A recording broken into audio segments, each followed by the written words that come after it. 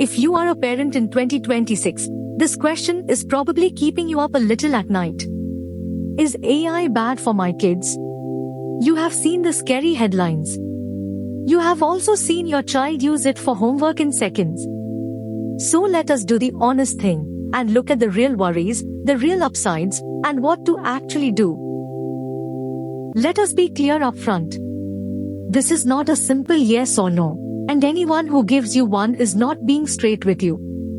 AI is not coming for your kids. It is already here, woven into their homework, their friendships, and their entertainment. So the question is not whether, but how. Because here is the reality on the ground. A large share of teenagers already use AI chatbots, and not just for schoolwork.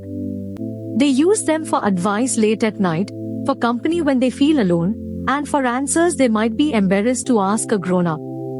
It is already part of childhood now. So let us take the worries seriously, starting with the biggest. Over-reliance.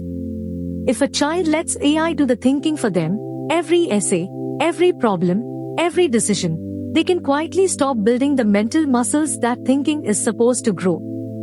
The danger is not cheating. It is never learning to struggle productively. The second worry is companionship.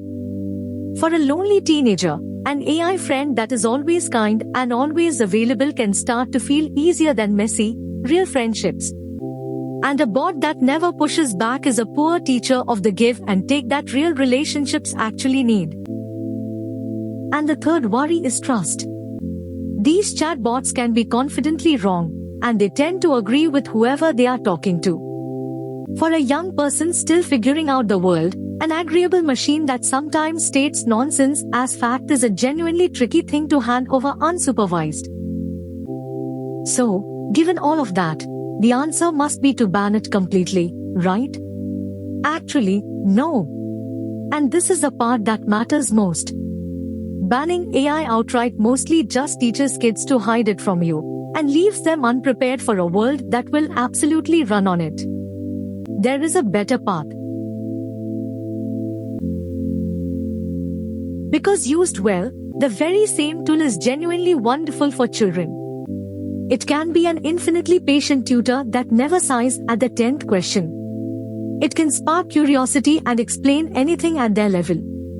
And for a child who learns differently, or has no tutor at home, it can quietly level the playing field.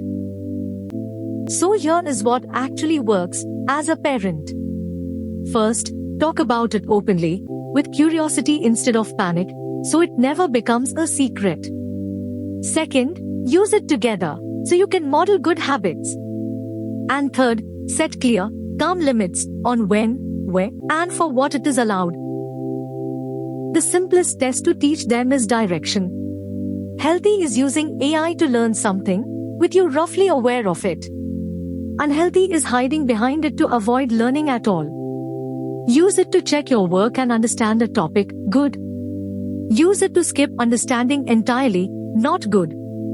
Same tool, opposite outcomes. And here is the fully honest part. This is all very new. The research is still early, the long-term effects are genuinely not known yet, and the safety guardrails on these apps are still weak. That is not a reason to panic. It is a reason to stay involved, and to keep paying attention as your kids do. So, is AI bad for your kids? Not automatically. It is a powerful tool that can help them or hurt them, and the deciding factor is you. Not banned, not ignored, but guided. Next time, we turn to the good news, the ways AI is quietly saving lives. I will see you there.